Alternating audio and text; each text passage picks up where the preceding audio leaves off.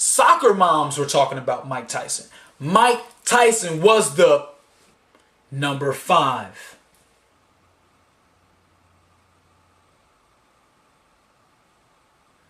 I'm wearing a robe. I'm wearing an autographed Sugar Ray Leonard robe. I'm a little biased. I mean, Sugar Ray Leonard is from Maryland. I'm from Maryland. So, I'm kind of biased. I'm a big Sugar Ray Leonard fan. One of my first books I ever bought was a book called The Baby-Faced Boxer. That gave me my love for the sport of boxing. Sugar Ray Leonard, unbelievable. Fought the likes of Wilfredo Benitez, Thomas Hearns, Roberto Duran, marvelous Marvin Hagler. Really a dynamic career. I actually had the unique opportunity to meet Sugar Ray Leonard. I was going to a Trans-Africa dinner when I was 13 years old. A very close friend of mine, Jabari Robinson, Big J, what's going on? Jabari Robinson.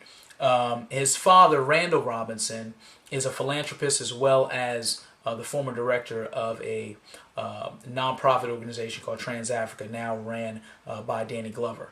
And when we went to this dinner, I was all of 13 years old.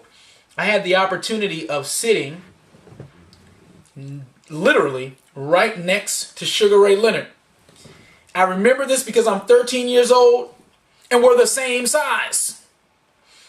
And it was unbelievable. And I remember thinking back then at 13, I was like, looking at him, I'm thinking, I mean, one, I'm kind of starstruck. 13 years old and I'm sitting next to the champ. I mean, I had his book when I was 7. You know, and I'm right there next to him. And I'm like,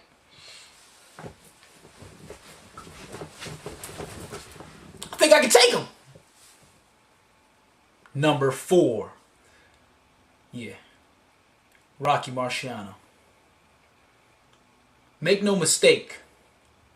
49 wins. 0 losses. 43 wins by way of knockout. Let me say that again. 49-0. 43 wins by way of knockout.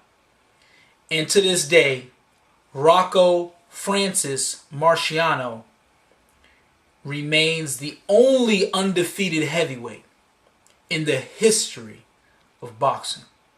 On September 23rd, 1952, Jersey Joe Walcott faced off with the Italian Stallion, better known as The Rock from Brockton. The 38-year-old Walcott floored Marciano in the first round, but good Rocky came back to defeat Jersey Joe Walcott by knocking him out in the 13th round with a Susie Q right cross. And another champ, or a new champ, was born. Number 3. Now to my number 3 of all time. Joseph Louis Barrow. Sunrise May 13th, 1914. Sunset April 12th, 1981. Better known as Joe Louis, a.k.a. the Brown Bomber. Joe Louis was one of those fighters who was always on the hunt. Always coming forward. Not necessarily running at you, but he's coming forward like Jason. I mean, he's not stopping. He's coming at you.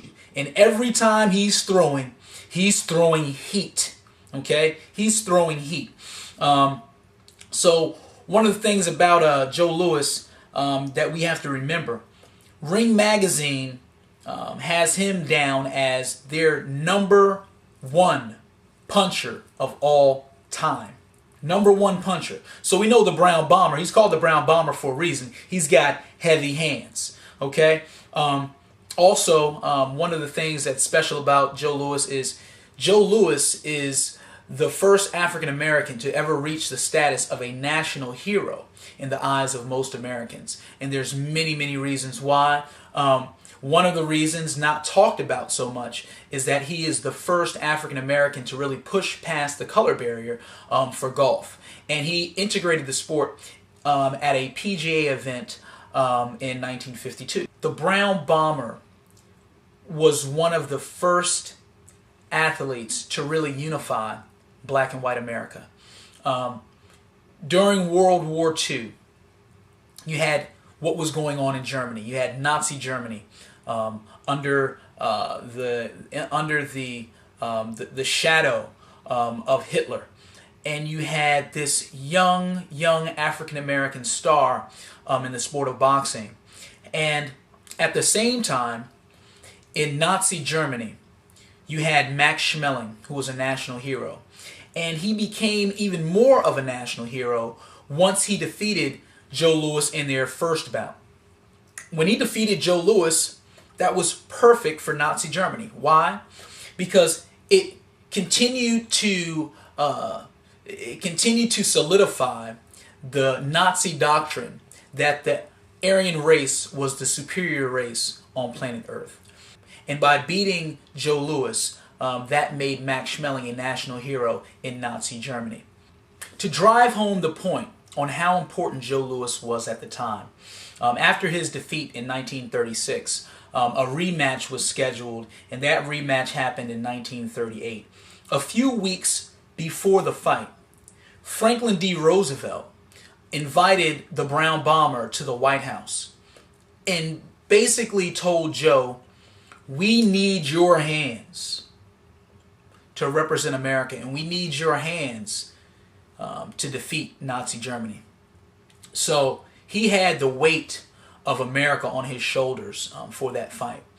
And when he won that fight, everybody at home listening to it on the radio, different blocks, different boroughs, different cities, different ghettos in the country, wherever Americans were, regardless of religion and regardless of race, every American was pulling for Joe Louis.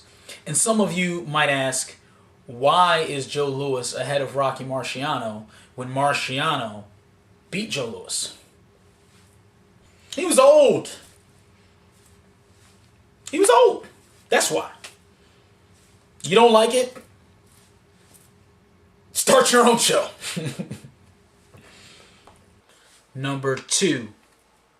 My number 2 of all time, Sugar Ray Robinson. Okay? Sugar Ray Robinson. So you already know who my number 1 probably is. You already know.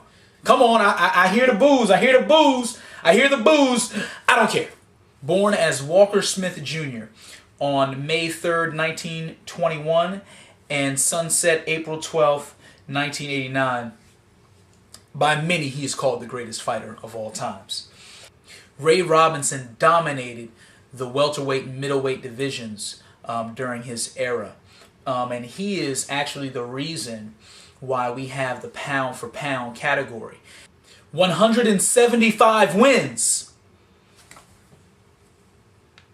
175 wins. 19 losses. 2 no contests.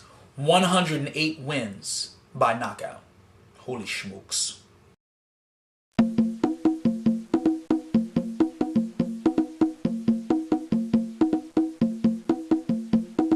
Became a professional dancer to stay in shape.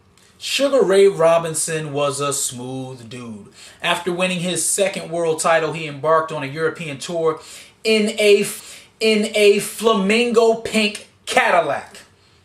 Italian suits. Sugar Ray Robinson was legendary around the world. He was invited to France and met the president. When he met the president of France, he decided to kiss the president's wife 4 times. He was a smooth dude. Sugar Ray Robinson might have been the most fluid boxer ever to lace up the gloves. He was a smooth dude. Number 1. The number 1 hands boxer of all time. The Hands. Best fighter of all time. Stay tuned next week. We're going to have another hand show for you. We're going to have some interviews. We're going to have celebrities, entertainers, everybody. Stay tuned. Trying to create some drama right here.